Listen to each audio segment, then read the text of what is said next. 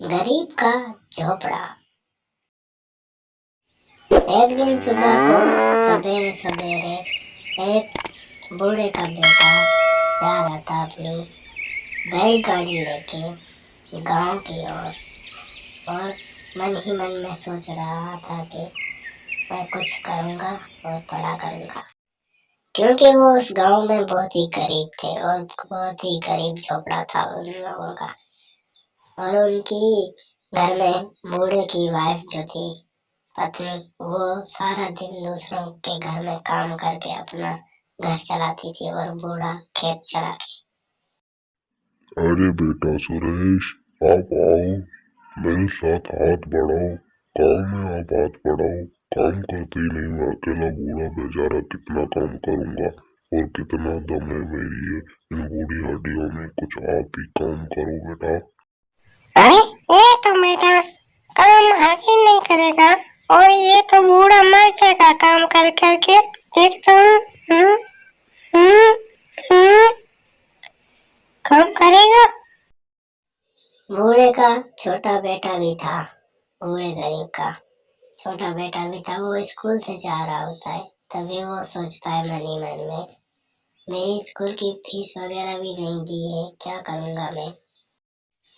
उस बूढ़े व्यक्ति का एक पिता भी था। वो सारा दिन गांव में चलता फिरता था और खेत की देखभाल करता था, लेकिन उसका बेटा कुछ नहीं करता था। वो सोचता उसका बेटा क्यों नहीं करता काम। इस टाइम में तो हमारा बिल्कुल ही घर टूटा फेरा है और सारे गांव वालों के तो बहुत ही गांव में घर अच्छे हैं, लेकिन हमारा टूटा हुआ है। अब मैं बेटे को बोलूंगा घर भी नया बनवाए, अगर फसल अच्छी हुई तो। अपने गांव में पहुंच के ऐसा ही वो बूढ़ा बंदा बोलता रहता था और सोचता रहता था, मेरे बेटे आकर क्यों काम नहीं करते, अगर करते हैं तो हमारी फसल अच्छी क्यों नहीं होती, आकर क्यों। तो वो एक दिन साधु बाबा से पूछने जाता है कि हमारा फसल अच्छा क्यों नहीं होता और हमारे बेटे काम क्यों नहीं करते। साधु बाबा उसे बोलता है, देख भाई, आपके घर में कोई जादू प्रेत की आत्मा वगैरह कुछ भी नहीं है। आपके बेटे काम करेंगे तो ही आपको फल मिलेगा, वरना नहीं मिलेगा।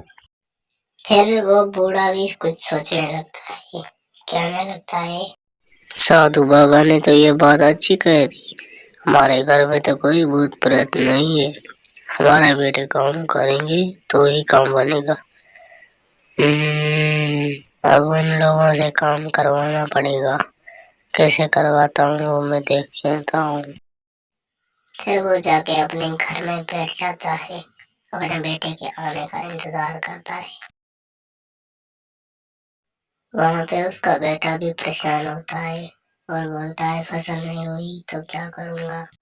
इस बारी तो फसल भी नहीं हुई, मैं अम्पू को क्या बोलूंगा। ये सब बड़ा टेंशन होने की वजह से उसका सर चकरा जाता है और वो बेहोश हो जाता है।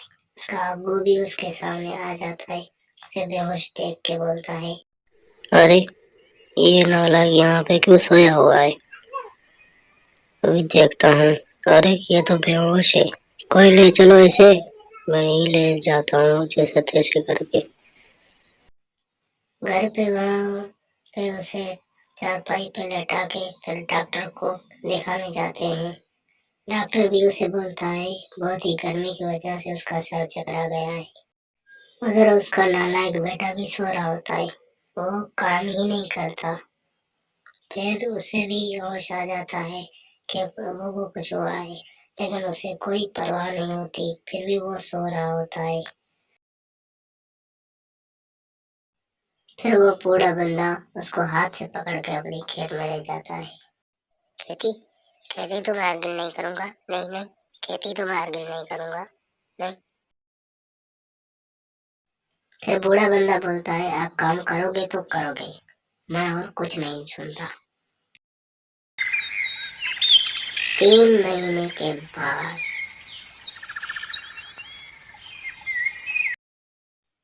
बूढ़ा बंदा फसल को देखने जाता है तो बहुत ही खुश हो जाता है और फसल भी बहुत अच्छी होती है। घर जाके उसे बहुत ही बड़ी शाबाशी देता है और फिर बहुत ही हंसी खुशी से वो रहने लगते हैं। आज फसल देख के आया हूँ, बहुत ही अच्छा हुआ है। शाबाश बेटा शाबाश। हम बड़ों की दुआएं आपके सर पर सदा खुश रहो और ऐसे ही मेहनत करते रहो। हाँ दादाजी, बहुत ही मेहनत करता हूँ। अब तो मुझे तरीका भी आ गया है कैसे फसल करनी होती है। बहुत ही अच्छी हो रही है। आपकी दुआ हमारे साथ हो। और क्या चाहिए हमें? फिर गांव में जो सबसे गरीब थे वो मेहनत करने के बाद फिर गांव से में सबसे अमीर हो गए और वो टूटा हुआ घर भी उन लोगों ने छोड़ दिया। फिर उन लोगों ने बहुत ही अच्छा घर बना लिया था। फिर वो उस घर में बहुत ही हंसी खुशी रहने लगे और बहुत ही वहां पे खुश थे कि हम लोगों पहले जो गरीब हुआ करते थे अब तो वो बातें उन लोगों ने भुला दी थी अपने घर से। और उसका फसल भी उन लोगों का बहुत ही अच्छा होता था। बहुत ही अच्छा फसल देख के वो बहुत ही मालदार और अमीर हो गए। बहुत ही खुश थे। अगर आप लोगों ने अभी तक सब्सक्राइब नहीं किया तो सब्सक्राइब कर दें। इसी तरह की वीडियो और बहुत ही अच्छे कार्टून आपको मिलेंगे। तब तक के लिए हमें इजाज़त दें और सब्सक्राइब करके ही जाएं। Thank you.